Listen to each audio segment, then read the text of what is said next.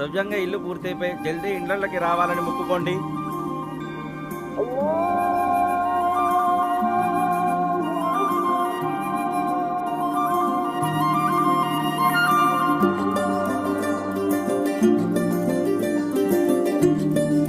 ఏం శంకరన్న ఎట్లున్నావు? బాగున్నా.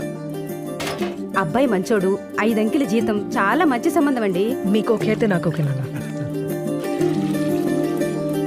మగువా మగువా లోకానికి తెలుసా నీ విలువా, మగువా మగువా నీ సహనానికి సరిహద్దులు కలవా, అటు ఇటు అన్నింటా నువ్వే జగమంతా పరు